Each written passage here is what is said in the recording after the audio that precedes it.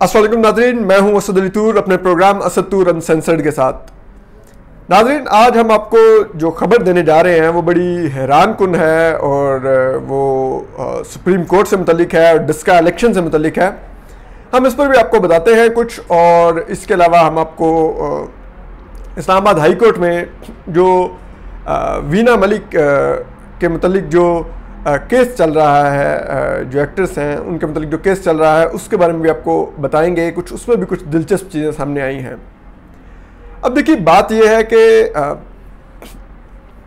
इसके अलावा भी हम कुछ और चीज़ों पर भी बात करेंगे, लेकिन सबसे पहले आप ये देखिए कि जो कल चीज़ सामने आई वो थी तारिक बशीर चीमा साहब के घर पे वैक्सीन लग रही थी और उन्होंने अपने रिश्तेदारों और अजीज़ों को वो वैक्सीन लगवा रहे थे घर पे, जिनमें से मेजॉरिटी अंडर 50 थी, जबकि अभी तक इन्होंने 50 प्लस जो है उनकी लिए वैक्सीनेशन का आगाज़ किया है।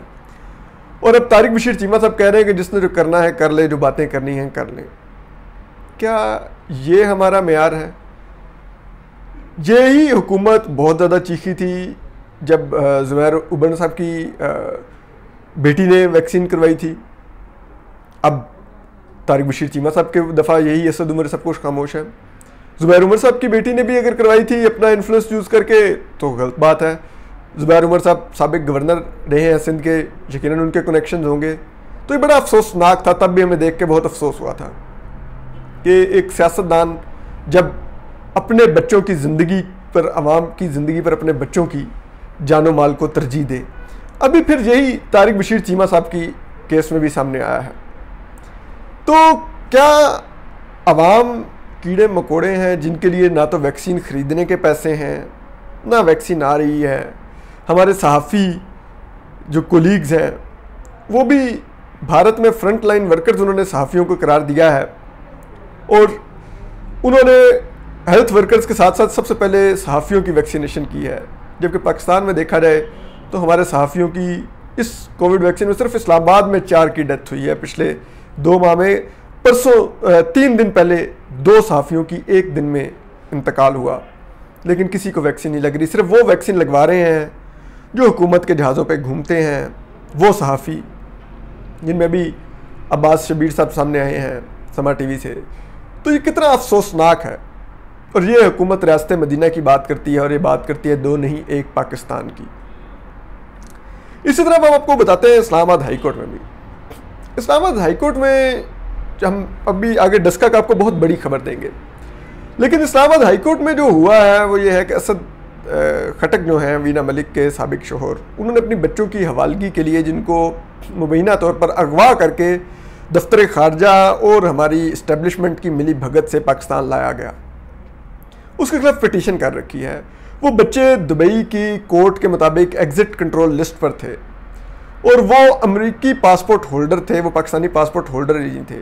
लेकिन दफ्तर खारजा ने इस्टेब्लिशमेंट के ईमा पर मुबैना तौर पर वीना मलिक, क्योंकि तारी बात है, ये इल्ज़ाम लगता है कि वो इस्टेब्लिशमेंट की पपेट हैं, वो जिस तरह की ट्वीट्स करती हैं, जिस तरह की वल्गर कंपेन करती हैं, तो उनके कहने पर इस्टेब्लिशमेंट ने ज़ाहिर बात है दफ्तर खारजा को मुबैना तौर पर इन्फ्लुएंस किया होगा और ये उनके दस्तावेज़ात बन गए, जो कि कानूनी तौर पर अगर आप पासपोर्ट बनाते हैं तो एक तो माँ और बाप का होना मौजूदी है। दूसरी बात यह कि अगर बच्चे किसी और मुल्क के नेशनल हैं तो उन जिस मुल्क के वो नेशनल है उनके पासपोर्ट्स होना मौजूद है, वहाँ पर दिखाए जाने चाहिए, फिर उनका पाकिस्तानी पासपोर्ट बन सकता है। लेकिन यहाँ पर ये दोनों कवानीन की खिलाफ वर्जी की गई और पासपोर्ट बना के उनको खामोशी से पाकिस्तान, कोविड के लिए जो वहाँ से मुसाफिर लाए जा रहे थे, कोविड के बाद जो पाकिस्तानी वहाँ से वापस लाए जा रहे थे स्पेशल प्लेट में, उस स्पेशल प्लेट में इन बच्चों को पाकिस्तान स्मगल किया गया।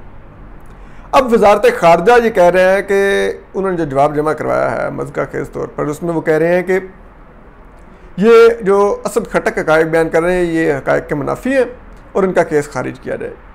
हालांकि असूलन इस पर इन लोगों के ख़िलाफ़ फ्रॉड का, दस्तावेज़ात की फोर्जरी का मुकदमा दर्ज होना चाहिए। तो देखते हैं अब इस्लामाबाद हाई कोर्ट इसके ऊपर क्या एक्शन लेता है। ज़ाहिर सब जुडिस मैटर है और मोअज़्ज़ज़ जज साहिबान बहुत ज़्यादा बेहतर समझते हैं कि वो क्या इसमें देखेंगे। लेकिन इसके अलावा जो अब एक और चीज़ है जो बड़ी परेशान कुन है, मेरे जैसे एक सहाफ़ी के लिए जो सुप्रीम कोर्ट कवर करता है, बड़ी परेशान कुन है। हमने पिछले दिनों दिफा भी किया कि ये बड़ा ही गलत बात है कि जस्टिस उमरता बंदयाल के ख़िलाफ़ जो एक घटिया और बेशर्म एक कैंपेन चली ट्विटर के ऊपर, जब उन्होंने डस्का इलेक्शन को मौखर करवाया 10 अप्रैल वाले, और उसकी वजह तब ये बयान की गई कि क्योंकि अभी सलमान अकरम राजा साहब के दलाइल रहते हैं, अभी इलेक्शन कमीशन को सुनना है, तो सलमान अकरम राजा जो नून लीग के वकील थे, तो वो सुनने में क्योंकि वक्त लगेगा और बेंच अगले 2 हफ्ते मुयस्सर नहीं है। उसमें जस्टिस उमरता बंदयाल साहब की ज़ाती मसरूफियत भी बताई गई, कोई जस्टिस सज्जाद अली शाह की भी बताया गया कि अवेलेबिलिटी नहीं है। तो उन्होंने कहा कि ये बेंच 2 हफ्ते मुयस्सर नहीं है, तो 2 हफ्ते बाद जब ये जजेस दोबारा से सुप्रीम कोर्ट में अवेलेबल होंगे तो बेंच बना दिया जाएगा और उसके बाद उसके सामने ये समाअत के लिए मुकर्रर किया जाएगा। अब देखिए कि उस लिहाज से हमें भी समझ आता था, ठीक है कि दलाइल रहते हैं तो 2 हफ्ते अगर नहीं है तो 2 हफ्ते का मतलब है कि ये दूसरे हफ्ते में मुकर्रर हो सकेगा केस, और तब तक बिल्कुल सर पर आ चुका होगा डस्का इलेक्शन का फैसला, डस्का इलेक्शन का बाईपोल का डेट जो 10 अप्रैल थी। तो मौजूद जज साहबान ने ये बेहतर समझा होगा कि ठीक है उस वक्त इतनी जल्दी फैसला तो हो नहीं सकेगा, तो हम ये मौखर कर देते हैं, इलेक्शन ही मौखर करवा देते हैं। अब हम जो देख रहे हैं जो हैरान कुन तौर पर कि जजेस मौजूद हैं सुप्रीम कोर्ट में, और वही बेंच जस्टिस उमरता बंदयाल की सरबराही में जस्टिस मुनीब अख्तर और जस्टिस सज्जाद अली शाह का बेंच इस जुमेरात और जुमे को कोर्ट नंबर 3 में समाअत के लिए बैठ रहा है, लेकिन काज लिस्ट में कहीं पे भी डस्का इलेक्शन नहीं लगाया गया। ठीक है, और अब सप्लीमेंट्री में बाद में लगा दें तो मालूम नहीं, लेकिन क्या अवाम का मैंडेट नहीं मैटर करता? अवाम का मैंडेट चुराया गया, पोलिंग प्रिजाइडिंग अफसरान अगवा हुए, कत्लो गारत हुई, और उसकी वजह से एक इलेक्शन कालेदम करार दिया गया, और वो अब 10 अप्रैल को दोबारा होना था रीपोलिंग, उस रीपोलिंग को फिर मौखर कर दिया गया। अवाम उस हल्के की नुमाइंदगी से महरूम रहेंगे, जजेस मौजूद हैं, मोजिज़ बेंच मौजूद है, समाअत नहीं मुकर्रर हो रही। इसी तरह इससे पहले जो बाईपोल्स थे, जो लोकल गवर्नमेंट के इलेक्शंस होने थे, उसके केस में भी सामने आया कि गैर कानूनी तौर पे जो पंजाब की लोकल गवर्नमेंट्स को इस पीटीआई हुकूमत ने बरतरफ कर दिया था। 2 साल सुप्रीम कोर्ट में केस नहीं लगा, 2 साल वो ख्वार होते रहे, 2 साल बाद उनको इंसाफ मिला और वो लोकल गवर्नमेंट बहाल कर दी सुप्रीम कोर्ट ने। लेकिन 2 साल वो क्यों ना बहाल की, 2 साल ताखीर क्यों हुई? अवाम का मैंडेट 2 साल क्यों चौखट पर पड़ी रहा सुप्रीम कोर्ट की? अब फिर अवाम के मैंडेट का सवाल है। 10 अप्रैल का तो इलेक्शन भी मौखर आपने करवा दिया मौजूद जज साहिबान ने, उसके बाद आप देखिए रमज़ान के आ जाएगा, रमज़ान में भी शायद इंतखाबात मुमकिन नहीं हो सकेंगे, ज़िमनी इंतखाब हो सकेगा तो फिर टर्नआउट वैसा नहीं हो सकेगा, ज़ाहिर बात है रोज़े में कौन आके लाइनों में लगेगा। तो क्यों ऐसा हो रहा है? मौजूद जज साहिबान ने अपने सामने केस नहीं लगाया।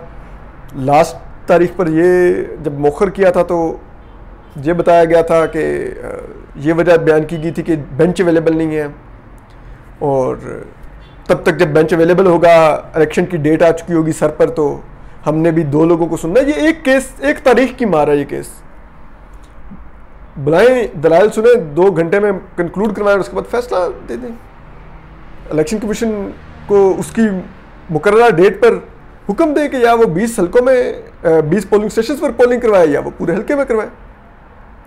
लेकिन अब देख रहे हैं हम, बेंच तो मौजूद है, जुमेरात और जुमे को वही बेंच है, कोर्ट नंबर 3 में बैठेगा, लेकिन अभी तक काज लिस्ट जारी हो चुकी है, उसमें डस्का इलेक्शन नहीं है।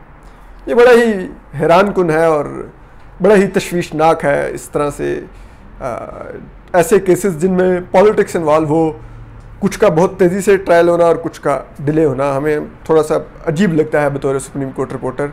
लेकिन बहरहाल मौजूद जज साहिबान हैं, वो ज़्यादा बेहतर समझते हैं और उनके आगे बहुत से अहम अमूर ज़ेर समात होते हैं, तो कई दफ़ा प्रायोरिटी में वो देख सकते हैं। तो बहरहाल अपना ख्याल रखिए, सलामत रहिए, अल्लाह हाफिज़।